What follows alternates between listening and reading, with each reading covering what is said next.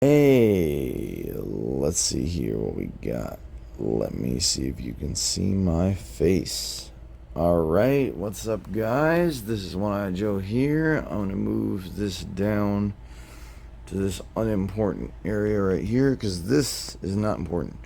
I don't go by popular moves, I go what I would play. So I'm going to show you something cool. This is a cool game I just played, kind of messing around with myself. And I gave black some good play and some bad play. I try to be fair, but sometimes I just made moves. It's just an example. So I started off with, if it'll let me go forward. Oh, I have the thing on. Okay, that's not what I meant to do.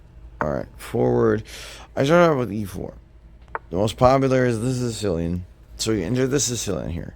Now, my response was to play that, because I wanted to go into the King's Indian attack. It's not very popular. But you'll see how you quickly run out of... And I just went for the black's most popular defense, because I figure that's what you're most likely going to encounter. So we're going to go forward here a bit. Sorry, I'm not that close to the board. You're not going to see my whole face. I'm sorry. Because it's just too small of a camera, but you will get to see me vape.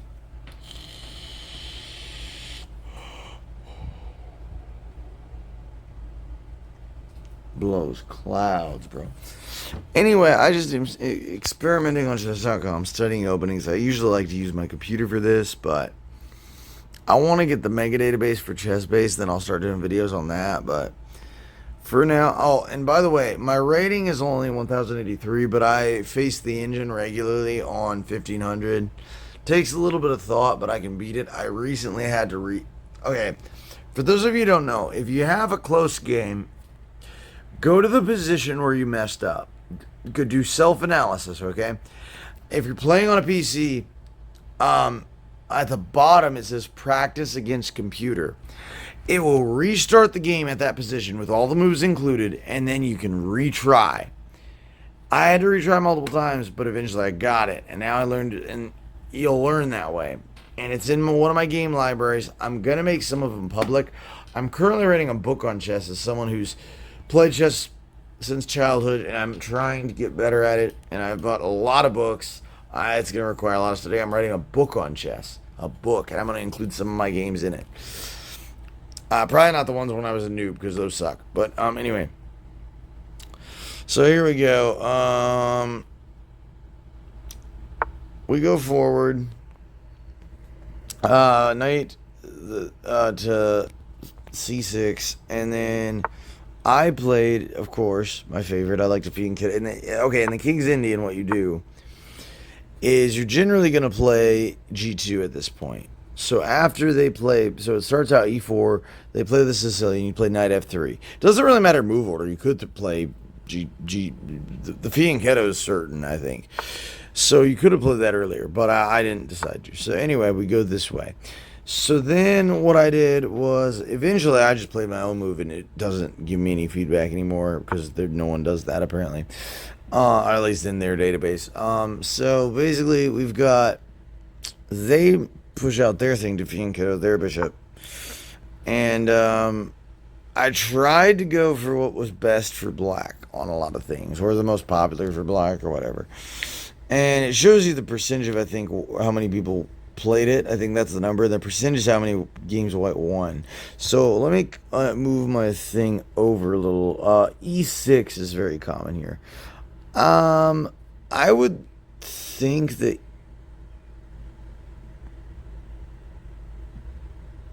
E6. Oh, yeah, it's black playing E6. Yeah, that would be really weird. E6 does not look good because it. What? It opens up a diagonal to your queen. I mean, that's 1+. You could whip that out real quick if you're a bot or something. Anyway, so basically they play g2. So we go back. I play c2. I like to keep my shit closed, and the reason is knight. The b knight right here is going to move to the square right under that pawn. So that's why I moved that pawn. So then they fianchetto, and then I actually castle here. Then after they move their knight f6, I move knight to here. And if g4, apparently 80 some percent of the time white wins. But this is an analysis, so I'm not going to go over that because I can't. I'd have to rebuild all this, and I'm not doing that. So basically, we're in the King's Indian. I played the whole game through up to checkmate, so we're going to see that. This is what you're going to probably face. These are the most common black moves, okay? And then here's where we get to sketchy territory. I did the best move for black. And then it seems to think that black wins all the time at this point. So I think this is where what I did broke tradition. No, it did not. That's what I would do in that particular circumstance. Possibly preparing to move up even further my pawn chain a little bit, and have those doubled pawns. Maybe even push up. Say like this pawn here to here, and then this pawn, like, if I can select it. Nah, I can't select it. Alright, whatever. So then they move their knight back for some reason. I don't know why the hell you would do that, but that's apparently a popular move, is when someone does that. And I looked, knight to h4. That's a weird one. I looked at one of the most effective things. Knight h4. Now, what I do like is, I don't see what the purpose of it is, aside from being annoying. Maybe it's to cut off, like, because if the knight was to move down to maybe g4, they already can't really move any. What are they? I really don't see the purpose, to be honest with you. I don't. I will admit, I don't see the purpose of that. Anyway, we continue. I push that pawn up. Then they move their knight back. I don't know why they moved their knight back. My knight doesn't have that range. It only covers this square and the square left diagonal to it, right above my white pawn. Anyway, we go over. I centralize. I move my rook there. That's what I did. That's when they lost me. And I'll show you the reason. It's because then I can drop. I can move this knight back because I see no reason not. Like, the knights protect each other. But then, when they do shit like this, I do shit like this. And I have my bishop, my dark squared bishop now has some attacking power. You know, it can go out to many squares. And then they take. I just wanted to give you an example of what happens when they take. Then you develop your queen, and I like that. So then here's the cool part. That's not the cool part. I just wanted to add in some defense and give my king an escape square. But then say they move there. I was looking for useful pieces. They don't have that many. But if you want that, they have an attack on the queen. But the problem with that attack on the queen is that it falls victim to that pawn there. But it would be a valid strategy because it does give me an isolated pawn if I move my queen and then two doubled pawns. But one of those double pawns, like one of either this or this pawn is going to take it, or I'm going to take one of their pawns, so it's not really going to matter. Hopefully they just take it. I mean, it'll fix my pawn structure, so I don't remember what I did in the game. Oh, in the game I just moved the knight there, trying to maybe weasel myself into something. And then this is my favorite part. So although I'm now, again, blocking the bishop, there's a different thing you can do with the bishop to get it out. The knight is defending the queen and the bishop's defending the queen. And I think this makes you very secure because black can't like move. Like, I've noticed a lot of the time what happens if you face a computer is, I like to observe what the computer does when you set it to max. It goes instantly for like little tiny movements of its pawns, and then it puts like its queen right in there, and then it like goes across diagonals, and it'll quickly try to attack your castle and shit, and it does not give a shit. So think like a machine. I have a book called Think Like a Machine. Think like a machine. You don't care if you win or lose, you're a machine. You just do what you do. And then moving the queen back. What was my logic here of moving the queen back?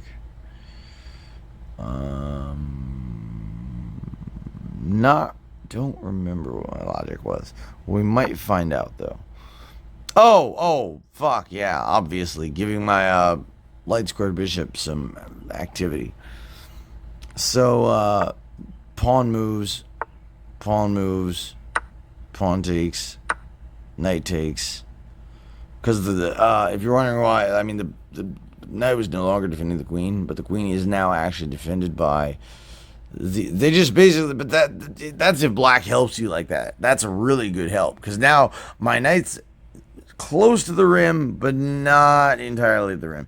It's defending the rook, and it's also defending the bishop. So it's in range of the rook and the bishop. Like seriously, it is.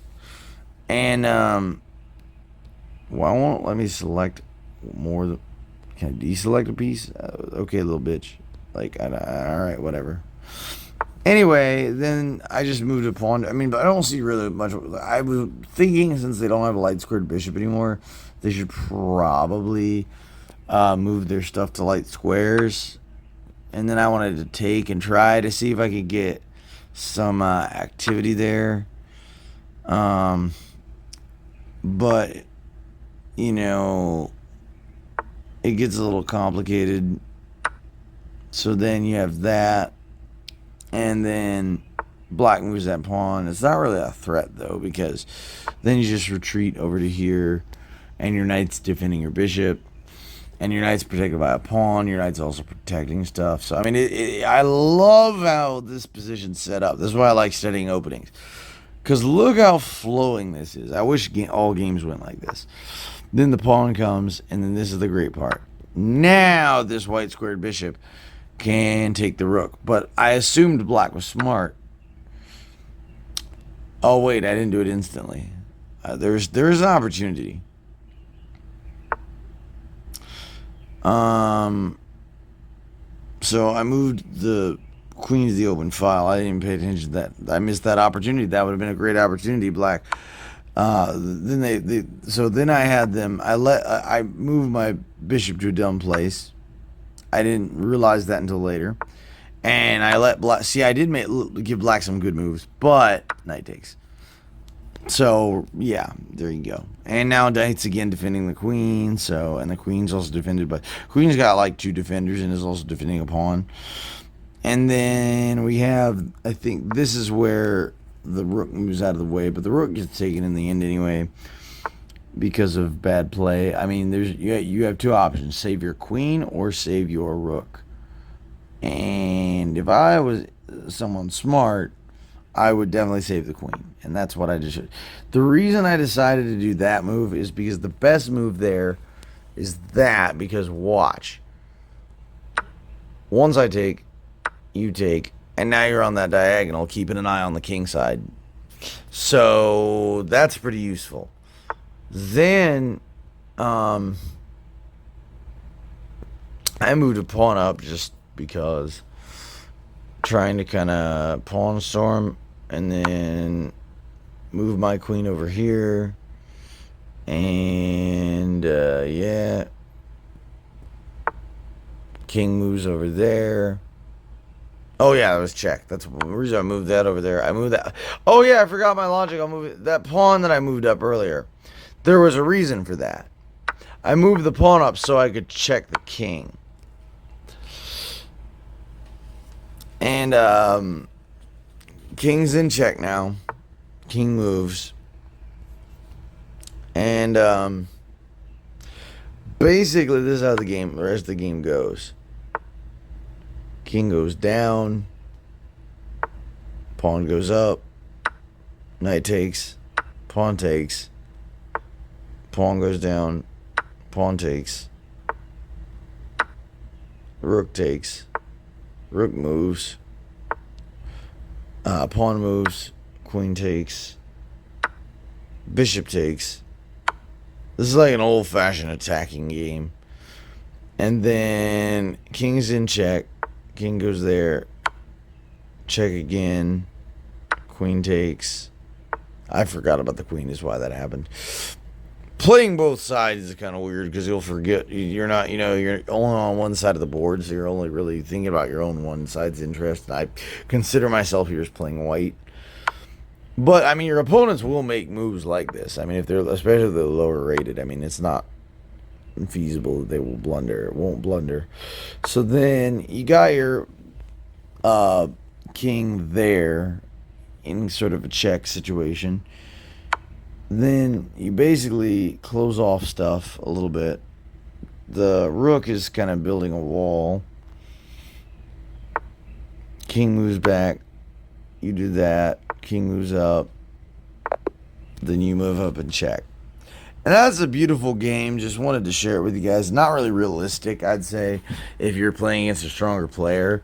But the opening was really deep. We really went deep into the opening, over 20 moves into the opening. So I hope that enlightens you somehow on how chess works.